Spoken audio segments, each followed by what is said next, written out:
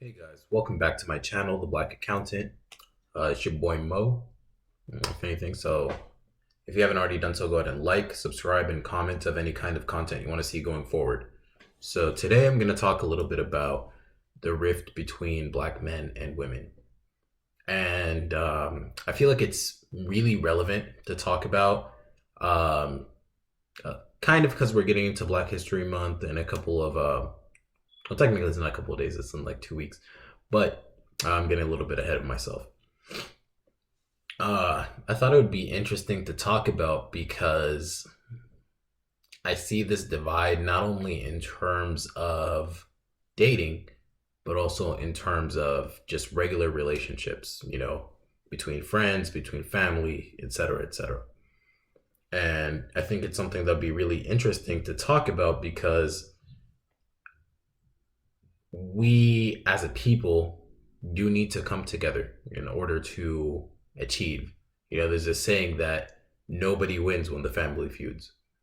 So I'm just going to give a little bit of my opinion as to why I think this is kind of a prevalent issue.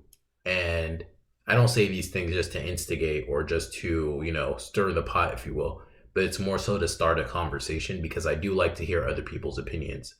Um, One of my favorite things in life overall is just having discussions with other people who have different opinions than myself, just so that I can see where it is that I'm wrong, where it is the other person might be wrong, and how we can both add value to each other. And this rift just continues to grow and grow. We've seen, like, aside from Black Lives Matter, even during that movement where you would see more women and children at the forefront than black men, you see the Burn the Cape movement, uh, which, if you don't know what that is, it's more so um, the movement for women to stop supporting black men because they don't support them. While I see or understand the cause of the movement and the movement being there, I don't necessarily fully agree with it.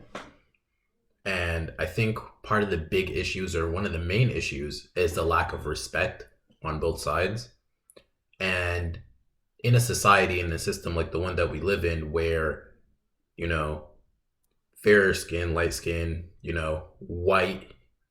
whiteness is the preference, or is constantly or consistently consumed as the pinnacle or the hierarchy of beauty and acceptability, it becomes an issue because then a lot of black males, and for a while myself, even when I was younger, would internalize these types of things where you're taught that, that your skin is bad or that your looks are ugly, and then you start to view your sisters, your family, and your own skin as the bottom of the pool. So once you become a high value earner, or you become somebody that works through their life and starts to make money, and you find that you're able to attract those types of women, then we tend to gravitate towards them more, and not realizing that by doing so, you're actually putting down black females as if they were inferior or a lesser choice, when in reality, that's not the case. Just seems to be something persistent in the current system. And vice versa, likewise. A big factor in a lot of feminine discussions now is equating males to their net worth, in terms of how much money do you make. If you make less than six figures, then you're undateable. If you make less than whatever amount of money, then you're not somebody that I want to be with, because now we can make as much money as you. And that's the thing, when women are also in the work field or in the workforce, and especially when it comes to black women, since they are the fastest growing group of entrepreneurs, they have a high earning potential.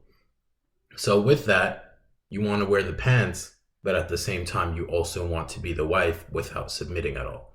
And when I say the word submit, I don't mean uh, like you worship me, or that you're a lesser or something along those lines. Submitting means listening to your husband, your boyfriend, or whoever that significant other is.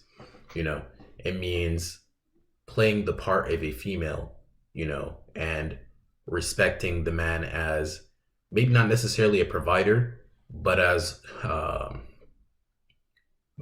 man. You know, in a society now, especially as a black individual, you know that you are consistently stripped of that right and that mentality to be a man in your fullest sense, because then you're seen as combative or you're seen as aggressive.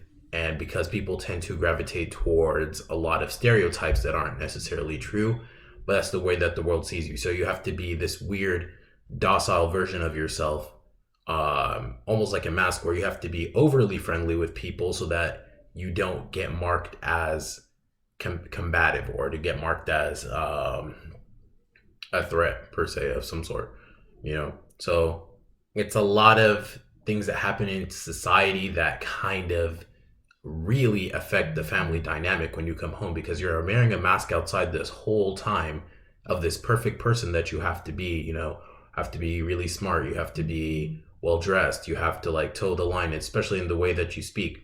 And then when you come home, you don't really want to pretend anymore. So then a lot of that pent up aggression just tends to come out, you know, and that becomes an issue when you're trying to build a family, when you're trying to have a relationship, or when you are to even like really be yourself at home, you know. And it's an interesting space because on the one hand, you have the woman who's also not respecting you as a man and giving you that man title because you make less than her, or because and vice sorry. And also the man who isn't respecting the woman because she either makes more than him, makes the same amount, or is trying to make the same decisions that a man typically would make in the home, or downplaying the man's role as if it's not as important as her own either, you know. So respect does go both ways. But as I see it right now, especially in our community, when it comes to dating, when it comes to relationships overall, a lot of men tend to go for the light-skinned girls, or go for the white girls, or go for whatever other ethnicity is, because that's what you're taught to see as successful. So it's not sometimes not even necessarily about the way that the person looks. It's more so about, this means I'm more successful, or this means that I can actually bag that. But obviously, at the end of the day, like, Black people, us as a people, are very complex and really hard to figure out, because while I think these are the big overarching things that do cause these rifts, I have to also understand that, you know, we don't all come from the same background, we don't all come from the same areas or the same outlooks from life. So our views tend to be very different, because we can only speak from our own experiences and what we've seen and our own logic. And then it's up to other people, especially us ourselves, having dialogues with other people and hearing other people's opinions and their experiences to really try to understand the root of the problem. So let me know what your thoughts are on this topic in the comments below. I didn't really talk too much in detail just for the sake of time, but I would love to hear other people's opinions on this. Don't forget to like, subscribe, and leave a comment of any other kind of content you want to see going forward.